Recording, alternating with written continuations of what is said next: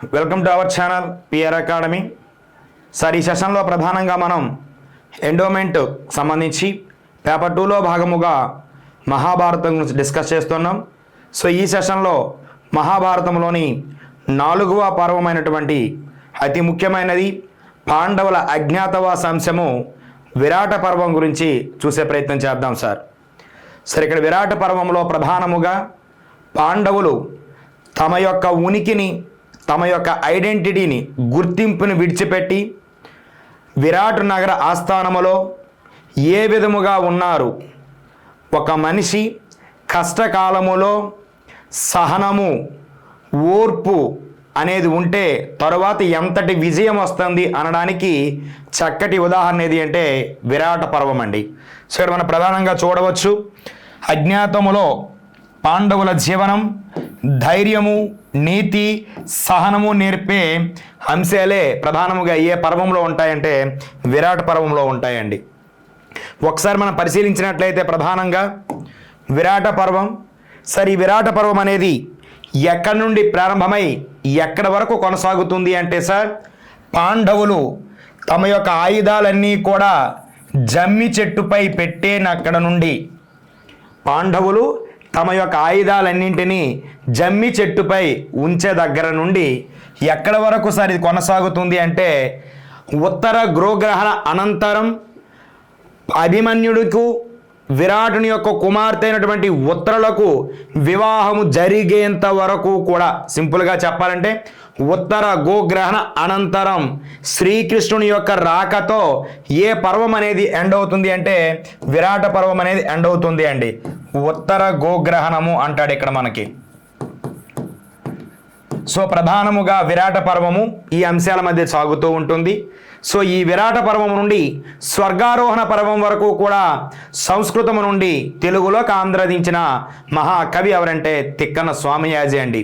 మరి ఇటువంటి తిక్కన స్వామియాజి తొలి పర్వము మహాభారతంలో 4వ పర్వములో ప్రధానంగా ఏ అంశాల గురించి అంటే పాండవుల గుర్తింపు, అంటే వాళ్ళు మారు పేర్లతో రావడం జరిగింది. ఇక్కడ పాండవులు మారు పేర్లు. అదేవిధంగా అతి ముఖ్యమైనది ఏమిటంటే సార్, ఆ యొక్క విరాట నగరములో జీమూతుణ్ణి ఓడించడం. అదేవిధంగా ప్రధానంగా తీసుకున్నట్లయితే నర్తనశాల అండి. ఈ నర్తనశాలకే మరొకటి ఏమంటామంటే మనం కీచుకుని వధ. కీచుకుని వధ, నర్తనశాలలో ప్రధానంగా జరిగేది కీచుకుని వధ. ఇతనికే మరో పేరు సింహబలుడు. సో ఇక్కడ వీటితో పాటుగా ప్రధానంగా మనం గమనించినట్లయితే మధ్యలో అభిమన్యుడు రాకుంటుందండి. సో దానికి అంత ప్రయారిటీ ఏముండదు. తరువాత మనం గమనించినట్లయితే అతి ముఖ్యమైనటువంటి అంశము ఇక్కడ దక్షిణ గోగ్రహణము. దక్షిణ గోగ్రహణము. సో తర్వాత అంశం ఏది అంటే ఉత్తర గోగ్రహణము. ఈ ఉత్తర గోగ్రహణ జరిగినదే విరాట్ నగర్ రాజు అయినటువంటి విరాటుడు కుమార్తె అయినటువంటి ఉత్తరకు పాండవ మధ్యముడైనటువంటి అర్జునుని యొక్క కుమారుడు సుభద్రా గర్భాస్థుడు ఎవరంటే అభిమన్యుడికి మధ్య జరిగినటువంటి వివాహముతో ఈ పర్వం అనేది ముగుస్తుందండి ప్రధానంగా మనం గమనించినట్లయితే. మరి ఇక్కడ సో దీనికి సంబంధించి కొంత ఇన్ఫర్మేషన్ చూసే ప్రయత్నం చేద్దాం సార్. ఇక్కడ పాండవులు 12 సంవత్సరాల అరణ్యవాస అనంతరం ఆనాడు అన్యజోతములో అనుకున్న నియమం ప్రకారం 12 సంవత్సరాల అరణ్యవాసము, 1 సంవత్సర అజ్ఞాతవాసము నిరాటంకముగా జరగడానికి యుధిష్ఠిరుడు ధర్మరాజు దుర్గాదేవిని పూజించడం, దుర్గాదేవి ప్రత్యక్షమై వారికి వరములు ఇవ్వడం, అంటే ఈ సంవత్సర కాలము కూడా ఎటువంటి విఘ్నములు లేకుండా నిరాటంకముగా అనుకున్న లక్ష్యాన్ని చేరుకుంటారు అని ఆమె ఆశీస్సులతో ప్రారంభమవుతుంది విరాట పర్వం. దీనికంటే ముందుగా తమ యొక్క కులగురువైనటువంటి ధౌమ్యుడు కొన్ని వచనాలు చెప్తాడు, మంచి మాటలు. నాయనలారా, ఇంతవరకు 3 క్షత్రియుల వలె, క్షత్రియ వీరుల వలె, రాజుల వలె అరణ్యవాస కాలమంతా గడిపారు. మీరు నేటి నుండి కూడా ఒక ఆస్థానములో బానిస వలె, బంటుల వలె, సామంతుల వలె మీ జీవనాన్ని గడపవలసి ఉన్నది. ఇంతవరకు కూడా ఎవరి దగ్గర నుండి ఏమి తీసుకోవాలో మర్యాద, గౌరవము మీకు తెలిసే కానీ ఇతరులకి గౌరవం పంచడం, ఏ స్థితిలో ఎలా ఉండాలి, రాజుతో ఎలా ఉండాలి, యువరాజుతో ఎలా ఉండాలి అనే సఖ్యత మీకు తెలియదు. వాటి గురించి చెప్తున్నాను వినండి అని ఆయన కొన్ని వచనాలు చెప్పి ఆశీర్వదించి ఆయన హస్తినాపురం వైపు నడవడం, వీళ్ళు అరణ్యం నుండే ఒక సమీవృక్షము లేదా జమ్మి వృక్షము దగ్గరకు వచ్చి తమ ఆయుధాలన్నింటినీ కూడా ఒక మూట కట్టి ఆ వృక్షముపై పెట్టడం జరిగినది. సరే, ఇక్కడ ఆ వృక్షముపై ఉండే ఆయుధాలు మరి ఎవరైనా చూసినట్లయితే ఒక శవము వలె కనిపించడం జరుగుతుంటుంది. వారికి తప్ప అన్యులకు ఎవరికి కూడా ఆయుధములు అన్న సంగతి తెలియదు. ఓకేనండి. సో అలా వాటికి అగ్నిదేవుని యొక్క వరము కూడా ఉండడం జరుగుతుంది. మరి ఇప్పుడు ఏ నగరమునకు వెళ్ళాలి, ఏ జనపదమునకు వెళ్ళి వారి యొక్క నివాసాన్ని కొనసాగించాలి అన్న తరుణములో వారికి భారతదేశమునకు పడమరన ఉన్నటువంటి ప్రధాన సామ్రాజ్యమే విరాట్ నగరం, మత్స్యదేశము. ఈ మత్స్యదేశంలోనే సంవత్సర కాలము ఉండాలన్న నిశ్చయంతో వారి యొక్క నడక విరాట నగరం వైపు ప్రయాణిస్తున్నది. మరి విరాట నగర సరిహద్దులకు వెళ్ళిన తర్వాత వారు ఏ రకంగా మారడము జరిగినది? ధర్మరాజు కంకిబొట్టు నామధేయముతో, భీముడు వలలుడు వంటవాడి యొక్క నామధేయముతో, అర్జునుడు ఆనాడు ఇంద్రసభలో ఊర్వశి ఇచ్చిన శాప కారణముగా బృహన్నల వేషధారణలో, అదేవిధముగా నకులుడు సహదేవుడు. నకులుడు తామ్రగంధి, ప్రధానముగా మనం గమనించినట్లయితే గుర్రాలకు అశ్వాలకు ఆ రక్షకునిగాను, సహదేవుడు గోవద్య ఉంటుంది, గోపాలకుడు ఈయన. సో ఇతను తంత్రీపాలుడు నామధేయముగా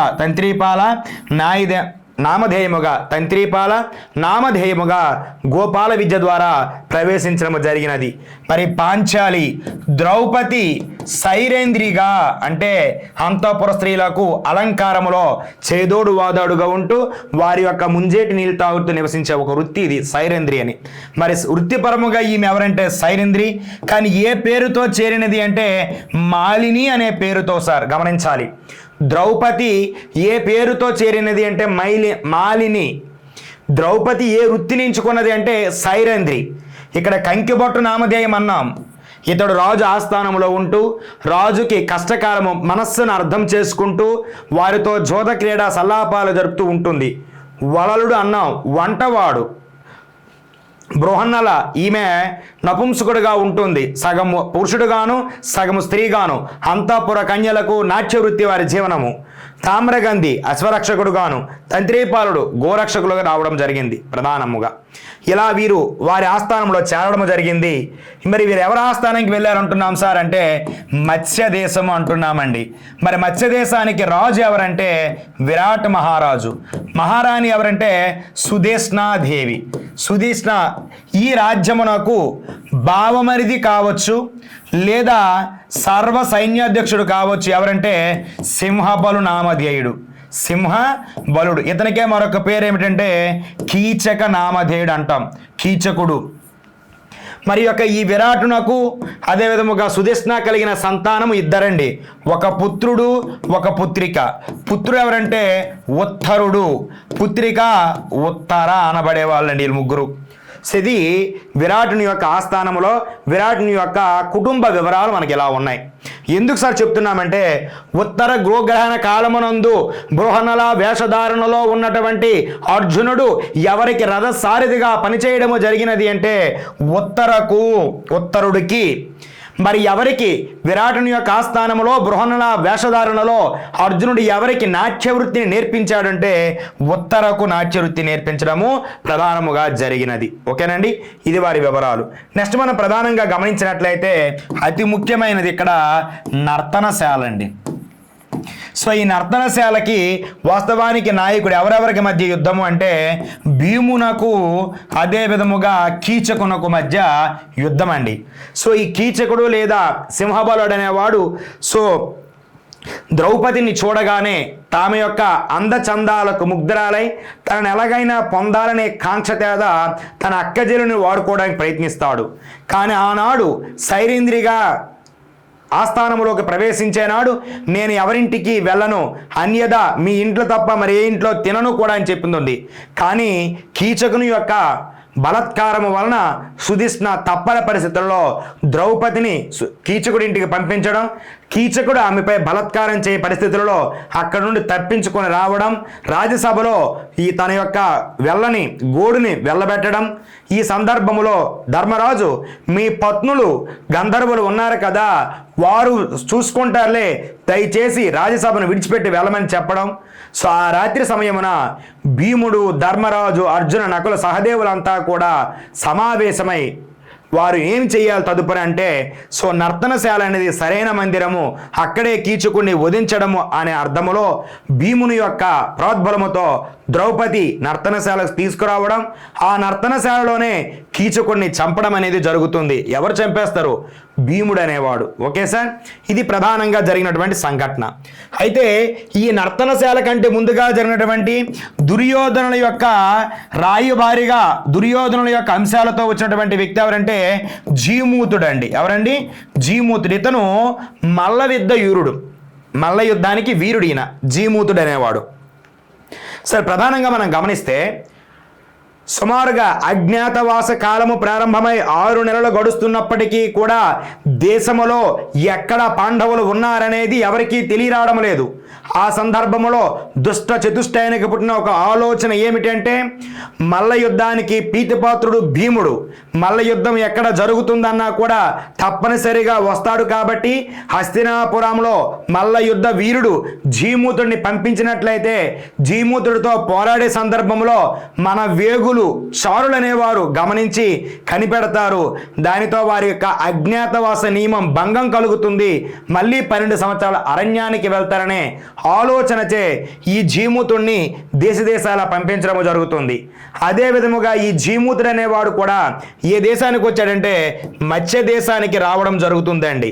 ఈ మత్స్య దేశానికి రావడం, విరాటుని యొక్క ఆస్థానములో ఉన్నటువంటి మల్ల యుద్ధ వీరులందరినీ ఓడించడం, అది గమనించినటువంటి ధర్మరాజు ఆజ్ఞతో ఈ యొక్క వలలుడు వంటవాడినటువంటి భీముడు రంగప్రవేశం చేయడం, రంగప్రవేశంతోనే జీమూతుణ్ణి యమ సదనానికి పంపించడం ఒకే సమయానికి జరిగిపోతుంది. అయితే జీమూతుడు మరణ వార్తని హస్తినాపురానికి చేరువేయాలన్నటువంటి వేగుల చారుల యొక్క ఆ యొక్క తంత్రాన్ని ఎవరు అడ్డుకోవడం జరిగింది అంటే నకుల, సహదేవులు ఇద్దరూ కూడా వేగులని సంహరించి వారిని కూడా యమసదనానికి పంపించి వేయడం జరుగుతుంది అండి. మరి యొక్క సింహబలుని యొక్క వధ అనంతరం అనగా అజ్ఞాతవాసం మరొక 13 రోజుల్లో ముగియనుంది అనే సందర్భంలో మాత్రమే నర్తనశాలలో సింహబలుడు అలియాస్ కీచకుడు అనేవాడు ఘోరముగా మరణించాడనే వార్త హస్తినాపురానికి చేరుతుంది. ఆ సమయమున శకునుకున్నటువంటి ఆలోచన తంత్రం వలన కీచకుడిని చంపగల వీరులు హస్తినాపురంలో కానీ యావత్ భారత మండలములో కానీ ఇద్దరే ఉన్నారు. వారు ఎవరంటే ఒకడు భీముడు, రెండో వాడు దుర్యోధనుడు. దుర్యోధనుడు హస్తినాపురంలో ఉన్నాడు అంటే భీముడే విరాటుని యొక్క ఆస్థానంలో ఉన్నాడు, కీచకుడిని సంహరించాడు.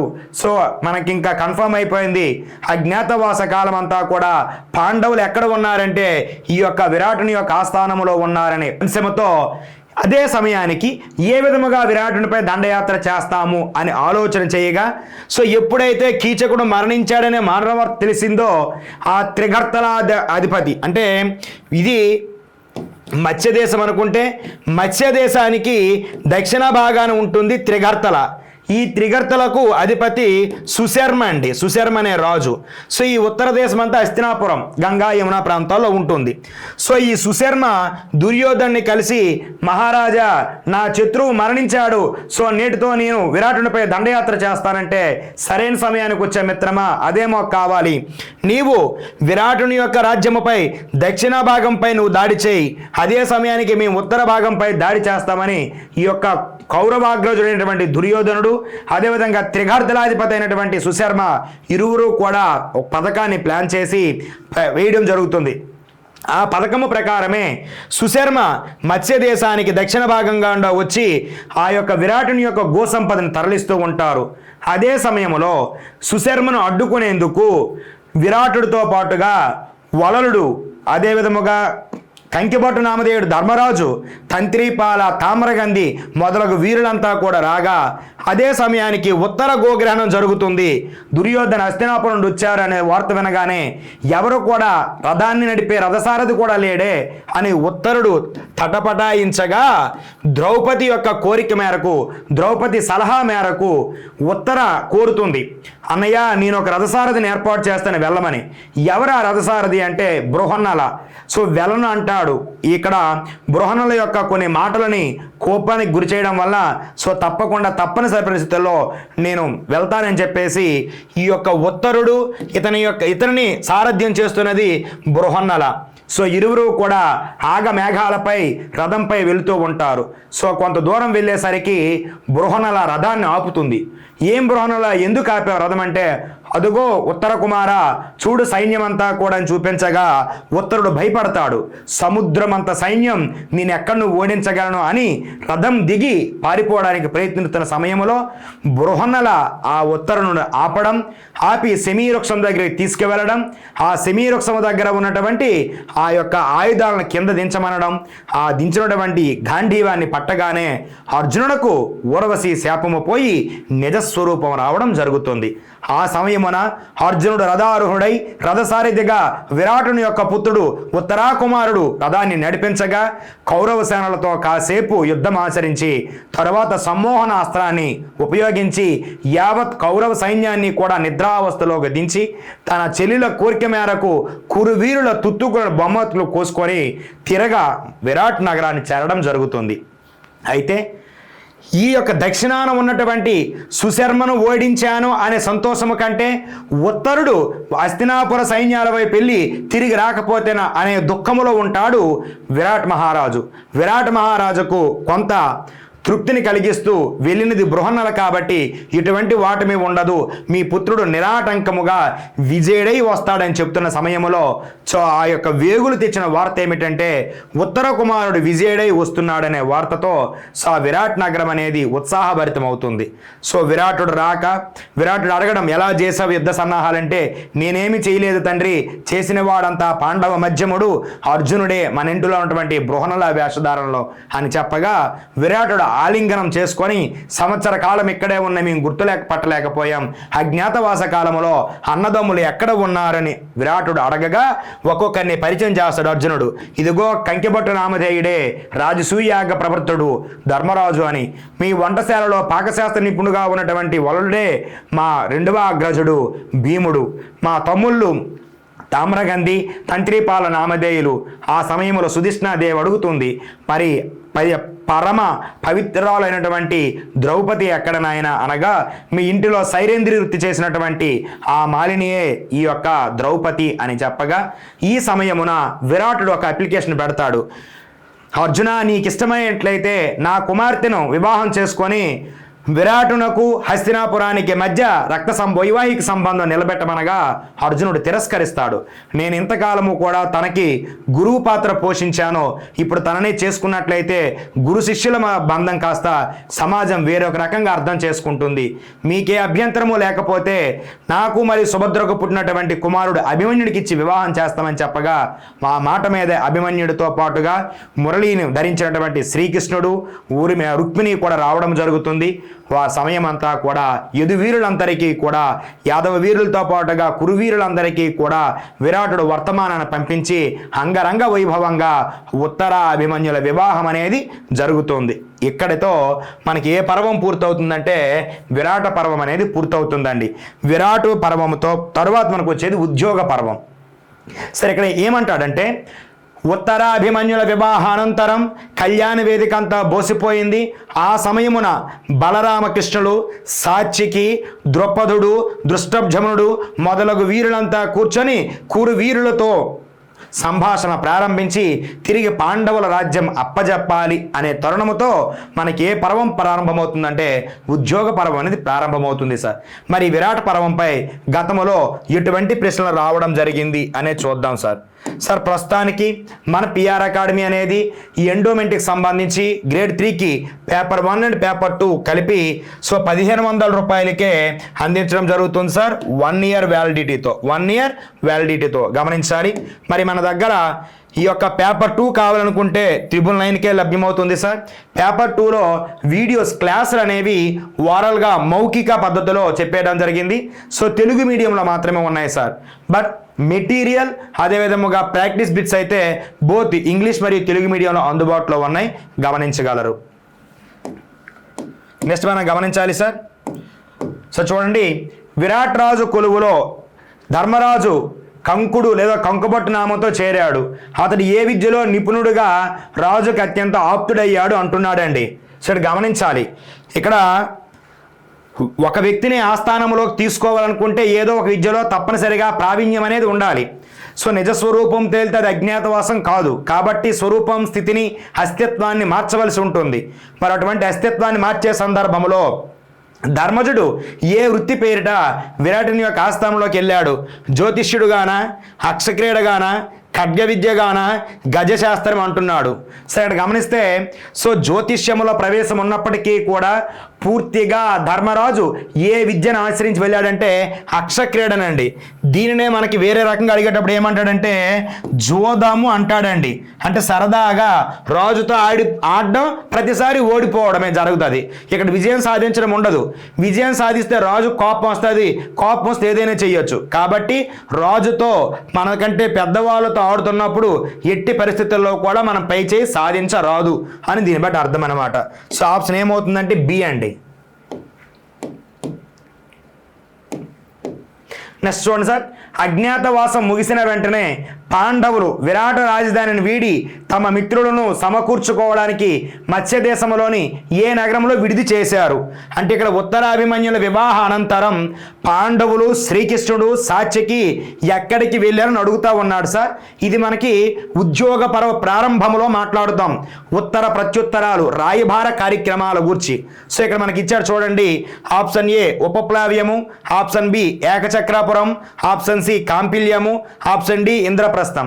సరే ఇక్కడ మనం గమనించినట్లయితే ధర్మరాజు రాజసూయాగం చేసింది ఎక్కడ అంటే ఇంద్రప్రస్థములో.